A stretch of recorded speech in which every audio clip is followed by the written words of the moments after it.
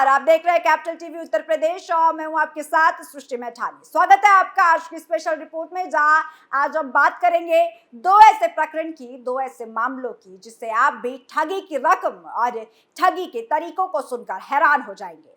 आज जानेंगे कि सोशल मीडिया पर छोटे मोटे ऑनलाइन फ्रॉड से लेकर कितने बड़े घोटालों को अंजाम दिया जा रहा है, और ये भी सिर्फ यहीं के लोग नहीं बल्कि समंदर पार विदेशों से बैठकर बकायदा पूरी सिंडिकेट के तहत काम किया जा रहा है।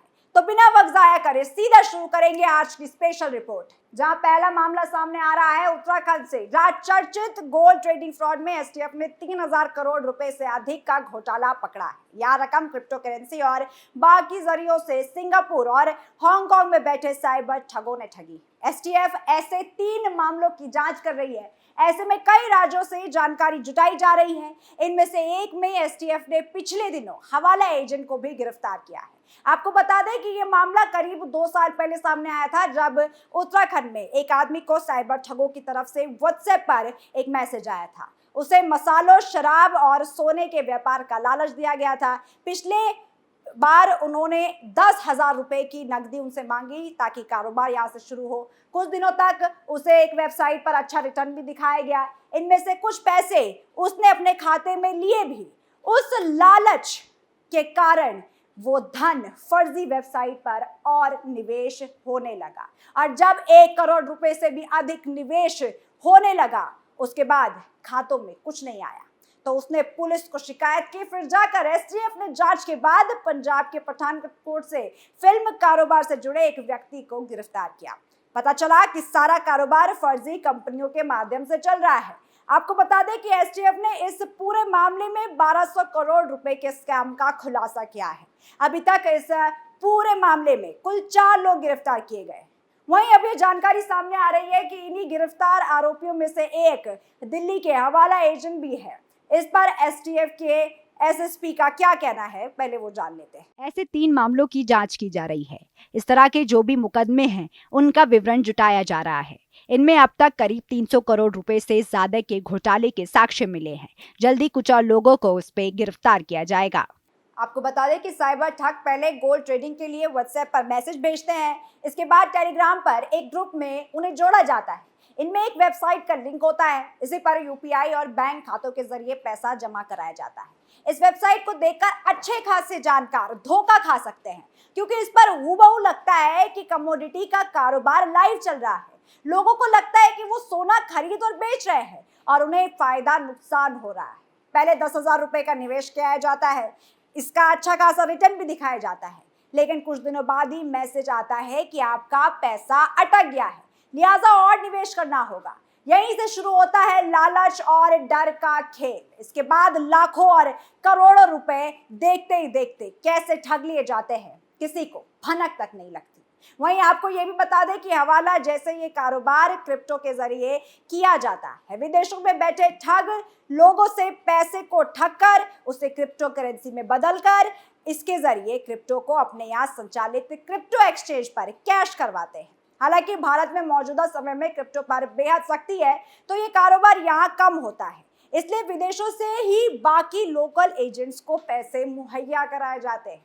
वहीं साइबर क्राइम थाना देहरादून उत्तराखंड ने गोल्डन ट्रेडिंग में लाखों की धोखाधड़ी करने वाले राष्ट्रीय गिरोह का पर्दाफाश किया। साथ ही में एक और युवक को भी गिरफ्तार किया। इसके अलावा एक और राष्ट्रीय स्तर के चाइनीज बेस्ड स्कैम का पर्दाफाश हुआ है, जिसे हांगकांग और सिंगापुर से पकड़े गए राष्ट्रीय गिरोह से कनेक्शन पाया गया है। उसी गिरोह के एक सदस्य को साइबर क्राइम थाना देहरादून ने महाराष्ट्र से गिरफ्तार किया है। इस संबंध में साइबर क्राइम थाना देहरादून पर 22 लाख रुपए की धोखाधड़ी का मुकदमा दर्ज किया गया है। आपको बता दें कि इस चाइनीज बेस्ड स्कैम गिरोह ने अभी भी 80 करोड़ रुपए ठगने की कामयाबी हासिल कर रखी है। वरिष्ठ पुलिस अधीक्षक एसटीएफ आयुष अग्रवाल ने जानकारी देते हुए बताया कि साइबर क्राइम पुलिस स्टेशन में शिकायतकर्ता दीपक कुमार द्वारा शिकायत दर्ज कराई गई थी कि उनके साथ अज्ञात अभियुक्तों द्वारा कुटर्चित दस्तावेजों का प्रयोग कर स्वयं को भारतीय कंपनी फीना हब प्राइवेट लिमिटेड से बताते हुए विभिन्न नंबरों से व्हाट्सएप के माध्यम से संपर्क कर सुनियोजित तरीके से ऑनलाइन गोल्ड व्यवसाय में इन्वेस्ट कर लाभ कमाने का लालच देकर 22,48,258 रुपए की धन धनराशि धोखाधड़ी की गई थी, जिस पर cyber crime police station Dehradun पर 26/2022 को धारा 420, 468, 120B, 22 व 66D IT एक्ट का अभियोग पंजीकृत किया गया था तथा विवेचना साइबर क्राइम थाने के निरीक्षक श्री त्रिभुवन रौतेला के सुपुर्द की गई। टीम द्वारा घटना में प्रयुक्त मोबाइल नंबर तथा अभियुक्तों द्वारा शिकायतकर्ता से प्राप्त धनराशि की जानकारी प्राप्त की गई। प्रकाश में आया कि शिकायतकर्ता की धनराशि लातूर महाराष्ट्र में स्थानांतरित हुई है, जिसके आधार पर टीम को महाराष्ट्र भेजा गया। तो आपने सुना कि इस गिरोह का अभी भी एक तरीके से लगभग उसी गिरोह जैसा काम है। दूसरा गिरोह है लेकिन उससे बड़ा नेटवर्क है, एक बड़ा सिंडिकेट है जो यहाँ के लोगों के साथ साइबर ठगी कर रहा है।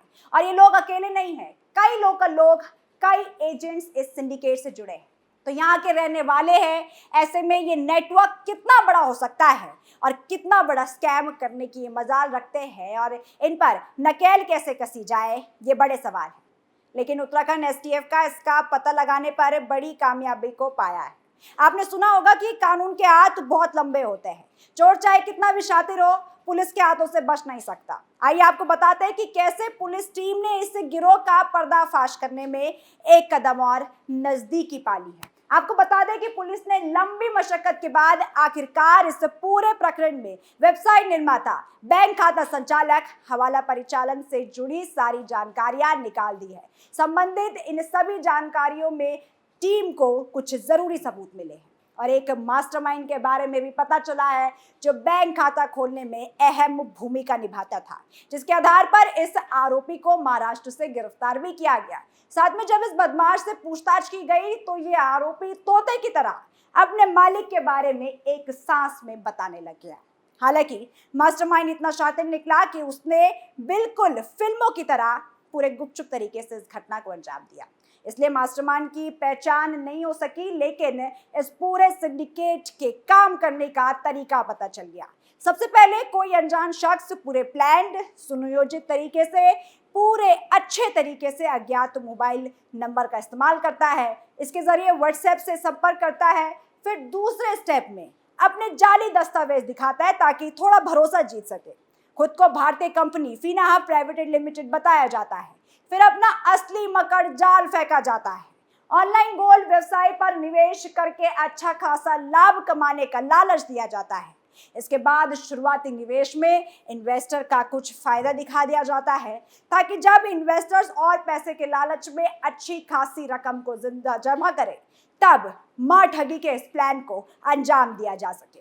वेबसाइट का नाम web.gold.1in था। इस मामले में पीड़ित ने बताया कि अभियुक्तों ने अपनी नई वेबसाइट web.patgold.in के नाम से बदल दी और जब उसके द्वारा अपने पैसे मांगे गए तो उसे आगे और पैसे जमा करने के लिए कहा गया और उसे बताया कि जल्दी उनकी वेबसाइट web.marigold.in में बदल जाएगी और यहाँ की भुगतान का तरीका भी केवल UPI ID से रहेगा। सोचिए कितने शातिर तरीके से प्लान को अंजाम दिया गया। संदिग्ध गिरफ्तार व्यक्ति के खाते में एक महीने में पूरे भारतवर्ष से अलग अलग लोगों से कई करोड़ों रुपए प्राप्त किए जाने की जानकारी आई है। पकड़े गए अभियुक्त ने अपने गिरोह के सदस्यों के साथ 5 करोड़ की राशि को ठिकाने लगाने में मदद की है। इस गिरोह के तार हांगकांग और सिंगापुर तक ट्रेस किए गए। वहीं बता दें कि विदेशों में बैठे साइबर अपराधी या दूसरे सर्वर के इस्तेमाल भर से ही इन लोगों को पकड़ना लगभग ना के बराबर हो जाता है। इसके लिए अंतर्राष्ट्रीय स्तर पर 2 देशों की पुलिस के बीच कोऑर्डिनेशन बैठाना पड़ता है। हालांकि अभी इस पूरे मामले में एक और जानकारी, कई और तथ्य सामने आना बाकी है। सबसे आपको अपडेटेड रखेंगे। वही अब बात हो रही है ट्रेडिंग की, घोटालों की, तो ऐसा ही एक और मामला यूपी से भी सामने आया है, जहां नोएडा के सेक्टर 63 में अब्लेज इन्फो सॉल्यूशन नाम की कंपनी ने सोशल ट्रेडिंग, समझते हैं ना सोशल ट्रेडिंग, यानी कि सोशल मीडिया पर प्रोडक्ट और पर्सन प्रमोशन के नाम पर 7.5 लाख लोगों से करीब 3700 करोड़ की ठगी कर ली है। आपको बता दें कि अब इस मामले में उत्तर प्रदेश साइबर अपराध क्राइम ब्रांच ने फरार चल रहे 2 आरोपियों की गिरफ्तारी के लिए 25-25 हजार रुपए का इनाम घोषित कर लिया है। बताया जा रहा है कि धोखाधड़ी करने वाली कंपनी का साल 2017 में उत्तर प्रदेश एसटीएफ ने पर्दाफाश किया था। इस कंपनी के निदेशक सहित 21 लोगों को भी गिरफ्तार किया था। वहीं पुलिस अधिकारी ने बताया कि कंपनी में निवेश करने वाले कई सदस्यों को पैसे नहीं मिल रहे थे। ऐसे में कुछ सदस्यों ने इस मसले से जुड़ी तहरीर लिखी, जिसके बाद इस मामले में एसटीएफ ने सेक्टर 63 में इस कंपनी के ऑफिस में छापेमारी की और कंपनी के एमडी समेत 21 से ज्यादा लोगों को गिरफ्तार किया। इस कारनामे में नोएडा सेक्टर 63 में अब्लेज इंफो सॉल्यूशन नाम से पूरी एक कंपनी बनाकर इसको अंजाम दिया जा रहा था। इस कंपनी ने करीब 7 लाख लोगों को ठगा था। बताया जा रहा है कि अर्न ₹5 पर क्लिक नाम की एक स्कीम के जरिए कंपनी ने लोगों के करीब 3700 करोड़ रुपए की रकम उगाही की थी। वहीं अभी इस पूरे प्रकरण के मास्टरमाइंड को पकड़ना बाकी है, जिन पर यूपी एसटीएफ घात लगाकर बैठी है। तो पुलिस अलर्ट है और इन सभी ठग घोटालेबाजों की चैन से जीना मुहाल होने वाला है। अब इसी रोकथाम में पुलिस और क्या कदम उठाती है, ये बात देखने वाली होगी। इस रिपोर्ट में फिलहाल इतना ही। देखते रहिए कैपिटल टीवी उत्तर प्रदेश। नमस्कार।